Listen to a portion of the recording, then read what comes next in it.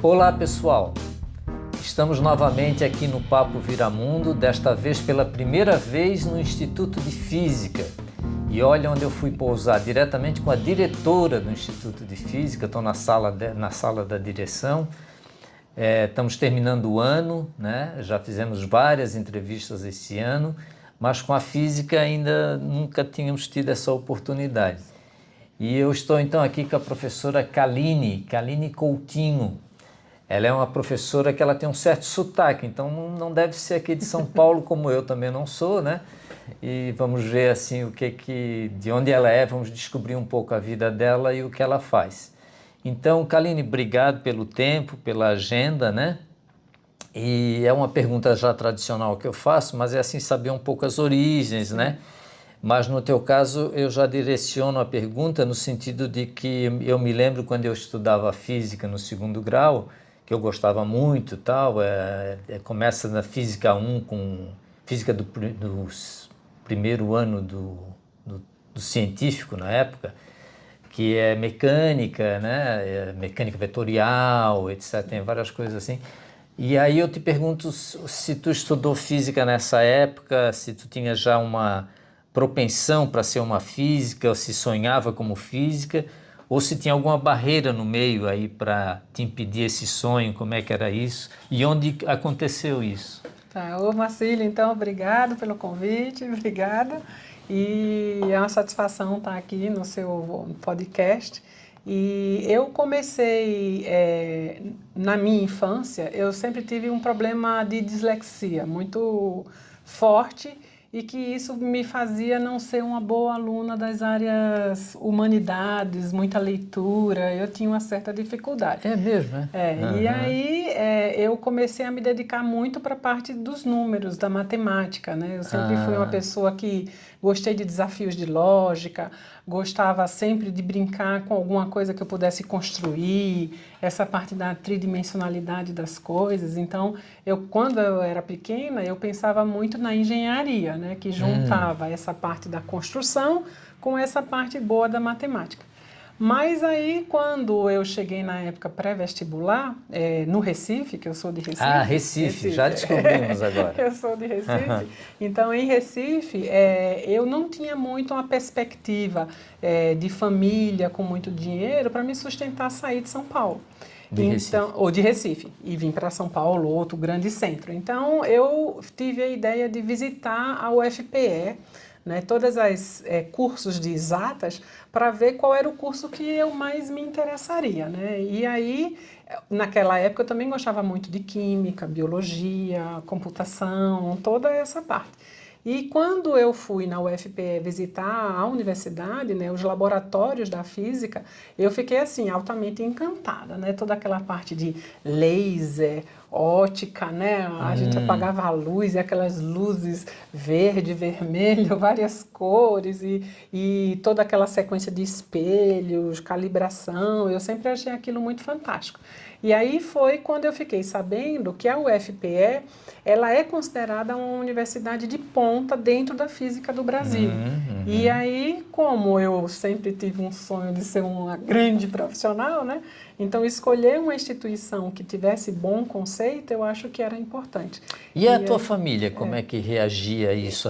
Porque físico é mais comum, física já é menos comum, né? Enquanto eu dizia que eu ia fazer engenharia, Tava todo tudo mundo bem. apoiava.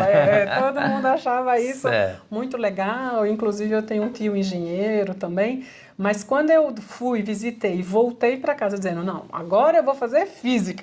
Certo. E aí foi aquela tentativa de me desconvencer e voltar para a engenharia, né? Mas assim, quando eu fiquei sabendo o estilo de vida do cientista, que a gente poderia escolher o tema de trabalho, né? Principalmente se a gente continuasse na carreira acadêmica, né? E a gente poderia viajar para o exterior, conhecer muitos centros de pesquisa, né? Então, assim, essa ideia de você ter liberdade de escolher os seus temas, né? E essa parte também de dar aula. Eu sempre gostei muito de dar aula, né? Eu sempre gostei muito de falar em público. Então, essa parte aí eu também me identificava. Então, eu achei que a carreira acadêmica que eu poderia seguir com a física seria mais interessante. E aí, uma vez eu me convenci disso, né? Eu sou muito teimosa. Não mudo de ideia. E aí foi quando eu decidi fazer física. Então, eu fiz a minha graduação na UFPE, o mestrado também Quer lá. dizer, decidiu, mas ao mesmo tempo teve que passar pelo vestibular, né? Não, Era uma decisão pré-vestibular, se inscreveu e... Aí foi tranquilo, Foi viu, tranquilo? Marcílio? Porque Certo. na física a gente sempre fala, não é difícil de entrar no curso de física na universidade, o difícil é sair, né? Sei. Então, a gente rala bastante. São 4 anos ou 3 São anos? 4 anos. 4 anos. E gostou de física? Adorei. Desde o início, assim, eu sempre me identifiquei muito com o que eu fazia, eu sempre gostei muito de estudar e sempre tive a oportunidade lá na UFPE de começar a dar aula como monitora muito cedo, né? É mesmo? Então eu participava como monitora das práticas de laboratório, então lá o corpo docente era pequeno e a gente dava uma parte das aulas juntamente com o professor. Sei.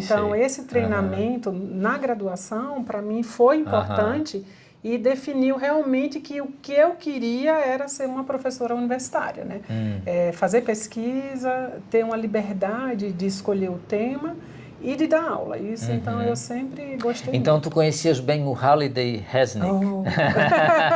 São autores de um livro de referência já no curso superior de física, né? E também, que era o que eu estudava, é porque eu fiz engenharia, mas tinha muita física, né? Mas também tinha um muito bom, que eu não sabia que era bom à época, eu nem tinha contato, mas The Feynman Lectures, né? Que era um filme. Feynman, Richard Feynman. E te apaixonavas mais pela física experimental, que é dos lasers vindo e vindo, ou a física teórica, que são as induções da matemática? O que é que tu gostava mais? Essa é uma coisa interessante, né? Que o que me atraiu foram os laboratórios. Mas uma vez eu comecei o curso, né? Eu sempre gostava dos livros textos e sempre gostava muito de resolver os exercícios. Então, nessa época, eu comecei a fazer uma iniciação científica e comecei a estudar propriedades de moléculas. E o processo da iniciação científica envolvia programação. Então, foi na época que eu fui apresentada pela primeira vez a computadores, a desenvolver programação. Em Fortran, talvez? Em Fortran, era tudo em Fortran. E aí foi realmente a minha paixão. Então, depois que eu conheci um computador, aí nunca mais eu entrei num laboratório de física para ir fazer os experimentos. Eu programo muito pouco, né? Mas quando a gente programa, a gente se torna viciado. É um negócio assim que quer resolver lá as lógicas, os algoritmos, né? É um negócio muito, muito interessante. Então tu partiu mais para o lado computacional. Então, isso definiu toda a minha carreira, né? Até hoje, eu trabalho na mesma área, a física molecular computacional, então eu faço muito essa questão da programação e a gente desenvolve interfaces gráficas, então vê vídeo, filminhos do que é que está se passando com as moléculas, as interações, é bem legal, assim. Eu sou apaixonada por isso. Eu vi para me preparar para a entrevista, vocês podem dar uma olhadinha, a professora Kaline tem um site. E lá tem algumas dicas de programação, dos softwares que ela desenvolve, né? Eu vi hoje. E tem coisas muito bonitas, então deem uma olhada lá que deve valer a pena. Mas e São Paulo? Então, aí quando eu acabei o meu mestrado... o mestrado na UFPE. Na UFPE. Eu fiz a graduação e o mestrado lá. E aí como a UFPE era uma instituição pequena, eu senti a necessidade de uma linha de pesquisa que não tinha lá, né? Então, eu fiquei pesquisando no Brasil todo. Que é essa parte molecular. Essa parte molecular. Exatamente. Aí, eu olhei no Brasil todo e qual que era a instituição que tinha todas as linhas de pesquisas possíveis, né? Era aqui na USP. Sei. Então, foi na época que o meu marido também tirou um sabático. Ele era professor da UFPE, o Silvio Canuta. E aí, ele era professor lá. Ele era professor lá. E aí a gente decidiu conjuntamente... Bom, ela é que falou, viu? Não ia falar isso, mas o marido dela também trabalha aqui no Instituto de Física, é um professor também aqui. Exato. Aí a gente decidiu vir conjuntamente aqui para o Instituto de Física. Então, ele passou um ano de visitante e eu ingressei no doutorado. E aí os meus 4 anos de doutorado foi justamente trabalhando numa área que era uma área nova, que mesmo aqui não tinha um orientador. Então, nessa época, eu me inscrevi para algumas escolas de verão na Europa, fui aprender essas técnicas de simulação, e aí eu tive a oportunidade de entrar numa área que era uma área que estava começando no mundo inteiro. Era a área de desenvolvimento de ferramentas computacionais para estudar propriedades moleculares. Então, eu tive a oportunidade de, como muitos outros cientistas, entrar numa área que estava embrião, né? Começando a se desenvolver. E aí, eu fiz o meu doutorado aqui em São Paulo, né? Aqui na USP. Não sei se é bem isso, né? Mas tentem imaginar, dado um conjunto de moléculas, eu conseguir saber qual vai ser a densidade delas, ou a dureza, imagino que seja alguma coisa nessa linha, né? Então isso precisa de um monte de modelos, né? Matemáticos, etc. Né? E outra coisa interessante da tua fala, que eu estou falando, refletindo aqui, é a iniciativa, né? Porque às vezes a gente não encontra no país, num lugar, na cidade, na universidade, aquilo que a gente está procurando ou que não sabe que existe em outro lugar, e no caso aí do que a gente está vendo, a Kaline foi para o exterior, se aperfeiçoou, procurou outras técnicas, outras não sei o quê, e trouxe isso para o Brasil e aqui para a USP, que é bem típico de um professor, né? Ou de uma professora, né? Exatamente. Então estava tudo escrito nas estrelas que tu ia ser professora, resolvia problemas do Halliday-Resnick, e comparava lá atrás as respostas, né, que vinha lá atrás. Era daquele tipo de aluno que sente e resolve todos os problemas, sabe, do livro. Então, mas assim, sempre foi uma área, e até hoje, né? Eu gosto muito da física, gosto muito de novos desafios, né? E hoje em dia eu trabalho com, como o Marcílio falou, a gente tem assim várias moléculas junto e elas interagem e elas têm um comportamento que vão definir alguma propriedade. Então eu tive vários projetos na área de biofísica molecular, então eu estudei essa parte de fármacos interagindo com membranas lipídicas, né, que a gente pode pensar nas membranas como o modelo da membrana celular e como que um fármaco vai penetrar nessa membrana e que tipo de atuação ele vai ter. Se ele vai atuar dentro da célula, fora da célula, se ele vai enrijecer essa membrana, se ele vai deixar a membrana mais fluida. Então, são várias propriedades que a gente tira entendendo como que as moléculas interagem. Então, eu passei vários anos trabalhando em colaboração com um grupo experimental aqui do Instituto, que é um grupo de biomembranas, né? Então eles faziam as medidas experimentais, nem sempre eles entendiam o que aquela medida estava dando, e a gente fazia simulação justamente para entender o movimento das moléculas e tentar entender essas propriedades. E mais recentemente eu tenho atuado muito nessa parte de formação de aerossóis. Então a gente sabe hoje que com essas mudanças climáticas, tudo que está acontecendo no clima, que os aerossóis eles têm um papel de resfriar um pouco a Terra, né? Enquanto que algumas moléculas, como o dióxido de carbono, eles absorvem luz e aquecem. As nanopartículas de aerossóis, a luz bate e espalha de volta para o universo e não esquenta o planeta. Então, eu tenho estudado, partindo de simulações onde eu tenho gás, como que essas moléculas espontaneamente começam a se juntar e formar esses aglomerados que são essas nanopartículas. Então, a gente tem pegado moléculas que são medidas experimentalmente na floresta amazônica, na floresta boreal, e tentando ver como que é o efeito dos poluentes, se eles ajudam a criar, se eles atrapalham, né? Que propriedades essas moléculas da floresta amazônica têm de diferente de outras florestas, né? Para poder a gente entender um pouco melhor essa parte de formar essas partículas, e essas partículas muitas vezes atuam como nucleadora de nuvens. Então, como que essas nuvens... Então, a gente está dentro dessa linha. Sim. Então, são problemas bem interessantes, né? E que a gente estuda exatamente como que as moléculas se comportam através da simulação. Então, eu não sei se a professora Kaline vai concordar comigo, mas às vezes a gente tem muita preocupação em ser físico ou escolher uma profissão, né? Mas o que ela acabou de descrever, talvez eu pudesse estar com a diretora do Instituto de Química, né?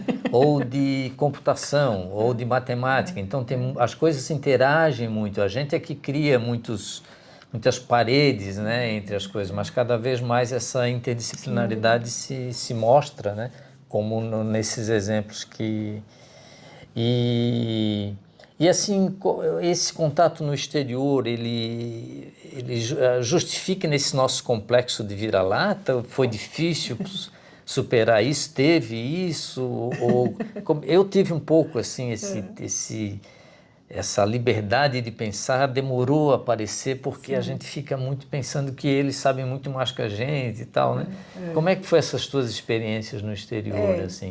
Para mim, eu gostei muito, Marcília, porque eu comecei a ir para o exterior ainda quanto aluna de doutorado. Né? Então, eu era aluna de doutorado aqui no Instituto e eu me inscrevia em várias escolas, né, que tinham no mundo afora.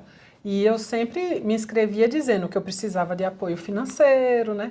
Que eu não tinha como passar um mês, né? Sei lá, na França, nos Estados Unidos, na Itália, que era onde ocorriam essas escolas, na Alemanha. Eu me inscrevia e dizia, olha, eu sou aluna do Brasil, né? Eu faço essa pesquisa, me ajudaria muito na minha vida acadêmica participar, mas que eu não tenho dinheiro, se vocês podem me ajudar. E assim, para minha surpresa, existem vários programas europeus, principalmente, que eles têm política de apoio a alunos da América Latina. Né? Então, eu lembro muito bem, assim, para 2 escolas que eu fui, passei um mês inteiro, e aí é bem interessante, porque você encontra estudantes do mundo inteiro, né? Não só europeu, mas você vê estudantes da África, da Ásia, né? E a gente tem essa barreira do falar em inglês, né? Para mim, eu tinha essa dificuldade que já vinha na língua portuguesa com a minha dislexia. E aí, quando eu falava em inglês, né? Aí falava tudo errado, não conjugava direito. Mas assim, o fato de você conviver com outros alunos na mesma fase sua, me fazia ver que, por exemplo, orientais aprenderem inglês, eles têm uma dificuldade muito grande, né? Sim. Aí você vê também alguns países da África também que não têm muito acesso ao inglês e aí tem dificuldade. Então, assim, para mim, estar no ambiente de estudantes e perceber que a língua não poderia ser uma barreira para o meu aprendizado, eu tinha que me dedicar, me esforçar e que com o tempo eu ficaria fluente, com o tempo eu entenderia melhor. Eu comecei a também entender que as temáticas de pesquisa que eles tinham não eram temáticas nem mais nem menos interessantes que a minha, né? Entendi. A minha era tanto quanto a deles. Então, isso me fez começar a ter contato com esses professores, né, que desenvolviam essas coisas e me demonstrando como boa aluna, eu comecei a receber convites, entendeu? Então, olha, vai ter uma conferência, você não gostaria de apresentar o seu trabalho nessa conferência? Então, eu comecei a ter uma certa facilidade de ir para o exterior, voltar, justamente por essa rede de contatos que eu fui criando mesmo quando era estudante. Né? E aí, depois, quando eu acabei o meu doutorado, eu passei 4 anos, 7, né? Nem fim, logo direto virei professora da USP. Naquela época que eu acabei o meu doutorado, estava bem difícil no Brasil, foi em 97, não tinha muito emprego, não tinha concurso, a gente estava numa fase financeira ruim. E aí foi na época que a Universidade de Mogi das Cruzes estava criando um centro de pesquisa. Eu me lembro com o professor Lobo, né? como reitor, exatamente. Aí eu fiz Foi quando eu voltei do exterior, eu voltei em 96, era mais ou menos. Essa época. Aí eu fiz um projeto Jovem Pesquisador para a FAPESP, consegui aprovar. Uau, só os bons conseguem, ou as boas. A minha mulher conseguiu esse também. Jovem Pesquisador é uma categoria de projeto na FAPESP, que existe ainda até hoje, né? Existe. Que são para pessoas que têm um destaque assim, na carreira. Ah, e conseguiu para ficar em Mogi. Mogi das Cruzes, exatamente. E se implicou em comprar algum equipamento, ou computador, exato. né? Eu tinha um cluster computacional, vários computadores para ter alunos de iniciação científica. E nessa época, a universidade lá criou um grupo de bioquímica, então eu sou física, mas eu interagia com o pessoal da química e da bio. É o que acabamos de falar, né? Não tem pecado nenhum não, isso, hein? Não. Era todo mundo misturado das várias formações. E eles abriram lá um mestrado em biotecnologia. Então, nessa época, eu montei o meu laboratório computacional, né? Então, a minha prática de laboratório é no meio de computadores. E aí eu comecei a orientar alunos da ciência da computação, da engenharia, da biologia, da química. E a gente criou esse mestrado onde eu fui coordenadora lá, né? Só que o meu marido, ele tinha feito concurso aqui na USP, era professor da USP, e eu ia e voltava todos os dias para Mogi. Mogi é meio longinho aqui da USP, viu? São 100 quilômetros. E aí eu ia e voltava todo dia, né? E durante 7 anos isso começou a ficar muito cansativo. Imagina. E aí chegou um momento que eu falei, não aguento mais viajar, mesmo que as condições de trabalho assim fossem boas, eu gostava, tinha um grupo de pesquisadores, mas aí abri um concurso aqui, justamente para esse grupo de biomembranas. E aí eu fiz o concurso e passei. Uau! Então, depois de 7 anos em Mogi, eu vim para aqui para a USP, e aí aqui eu tô, né, faz 25 anos quase. É que na USP, para a gente ser professor, a gente tem que ser admitido através de um concurso que é público, aberto a todos os interessados, né? Então, às vezes, é uma luta grande para entrar, né? Mas, puxa, agora eu me perdi o que eu ia te perguntar. Mas eu posso continuar. Continua um pouquinho, vai aí, enquanto isso Então, porque o que é a carreira do físico, né? Normalmente, o que quer seguir carreira acadêmica e vir para a universidade. A gente faz uma graduação, que normalmente tem 4 anos, depois a gente faz um mestrado, que dura 2 anos, e o doutorado, que dura 4 anos. Então, se você olhar a formação de um físico para ir para a carreira acadêmica, professor da universidade pública, é mais ou menos 10 anos. 10 anos. Agora, quando você acaba o doutorado, você tem uma formação, mas não quer dizer que você consiga demonstrar para uma banca que você tem a sua maturidade profissional para entrar na universidade. Principalmente aqui, como a USP, que é muito bem estabelecida, e já começar a fazer pesquisa.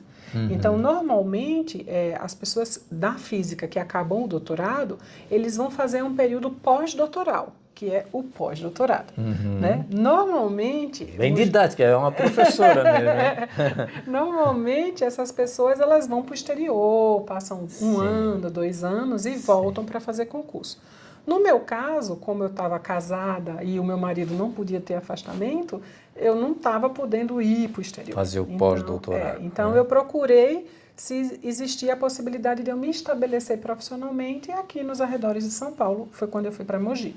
Então, durante esse período, eu não só coordenei um projeto de pesquisa, né, esse jovem pesquisador na FAPESP, mas também eu orientei mestrado, eu me vinculei aqui também na pós-graduação da física, como orientadora colaboradora, orientei mestrado, orientei vários alunos de iniciação científica e participei como colaboradora de vários projetos por aqui. Então, quando eu fiz o concurso, eu já tinha 7 anos, né, de atuação profissional, então eu não tinha um currículo de um pós-doc, né, uma pessoa que trabalhou em pesquisa no laboratório de outras pessoas.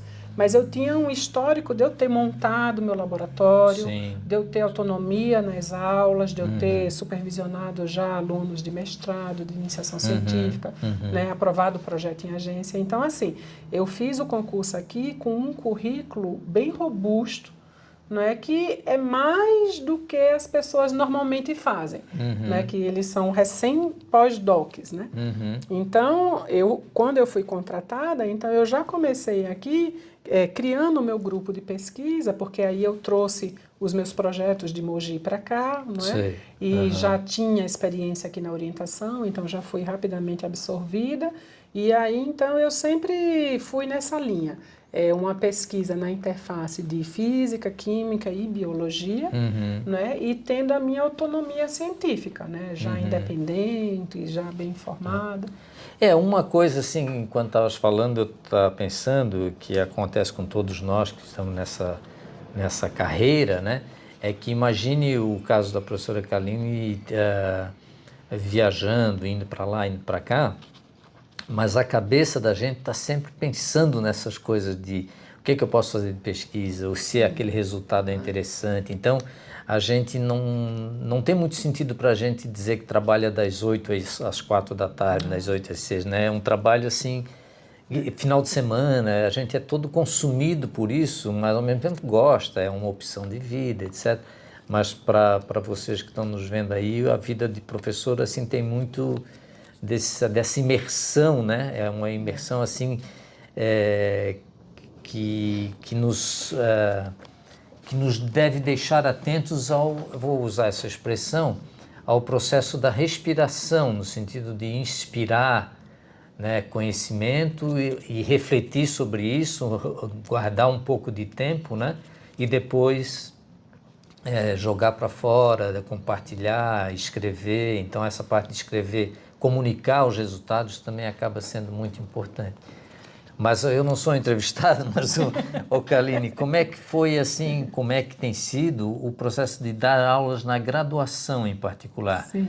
Assim, os alunos que tu encontra a motivação que tu vê neles. Sim. E assim, pensando um pouquinho assim, se eles também têm essa informação toda histórica que é a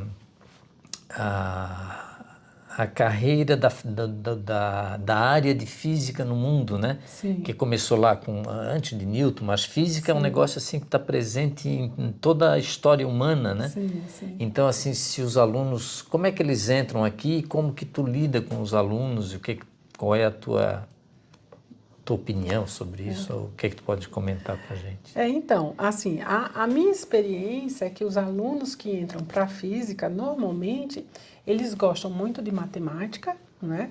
E eles têm essa curiosidade sobre o universo. Né? Então, eles querem entender muito, né, como que o universo foi criado, se o universo está expandindo, se ele está contraindo.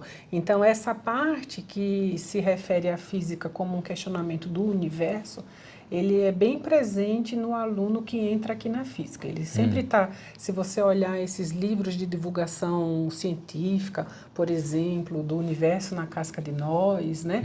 Ele sempre está falando isso, né? Do universo. Mas, quando a gente entra na física, normalmente a gente vai lidar com os 4 pilares da física, que é a física clássica, que é a mecânica que a gente aprende, inclusive no ensino médio, né? É a eletricidade e magnetismo, então o eletromagnetismo. Aí depois a gente tem a mecânica quântica, que vai ser essa mecânica não do nosso cotidiano, mas das pequenas partículas, ou das que se movem muito rápido, né? E a gente tem uma outra mecânica que é a mecânica estatística, que é quando a gente lida com muitas partículas. Então a gente não pode mais olhar cada uma, mas a gente tem que ver o comportamento macroscópico e médio de tudo isso. Então, a clássica, eletromagnetismo, quântica e estatística. E relatividade não tem, então? A relatividade, ela entra um pouco na física moderna, que a gente chama, com o complemento, mas ela não é considerada um dos pilares. Obviamente que a relatividade, ela vai entrar na reinterpretação da mecânica clássica, ela vai entrar na parte do eletromagnetismo, vai entrar também na quântica. É verdade. Tá certo? Então, ela vai permear em várias partes, mas assim, como elemento de base, ela não é um dos pilares, dos 4. Então, quando a gente entra na física, a gente vai sempre ter o curso de física 1, 2, 3, 4. Né? E cada uma dessas físicas se refere a um desses pilares. Né? E aí, se você olhar esses livros, textos básicos, como o Halliday, né? Ele vai ter os 4 volumes, o Tipler, Zemansky, Sias, todos esses vão ter. Até o livro do Moisés Nussenswagen, que foi um professor aqui também do Instituto, ele tem esse básico. Né? Então, o aluno, quando entra, ele vai fazer esse ciclo básico. juntamente com as disciplinas de cálculo, as disciplinas de computação e algumas outras disciplinas.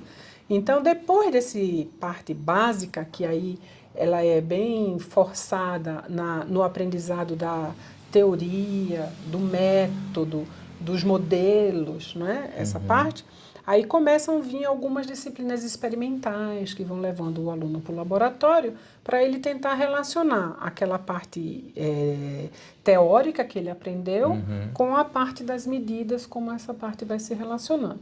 Então, quando a gente entra na física, pelo menos em alguns cursos no Brasil afora, demora um pouco para a gente perceber que a física ela está em quase todos os campos que lidam com materiais. Porque o comportamento da matéria ele vai ser um comportamento físico, né?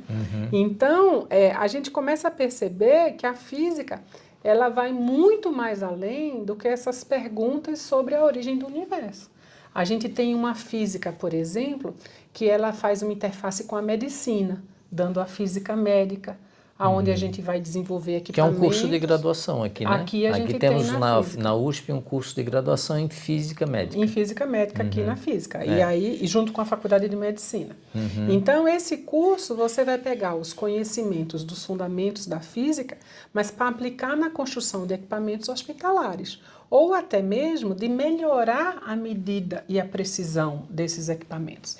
Então, hoje em dia, você tem uma série de análises de imagem que são desenvolvidos algoritmos, incluindo utilizando inteligência artificial, que vão fazer com que aquela imagem médica ela fique muito mais nítida para o médico ter o diagnóstico. E essas coisas, em geral, são desenvolvidas por um físico médico. Né? Então, você vê que a interface da física com essa área da saúde é muito forte. Aí a gente tem também a área da fisicoquímica, que vai ser toda essa interface com a química, com as moléculas. A gente tem a física interagindo com a parte das engenharias, né?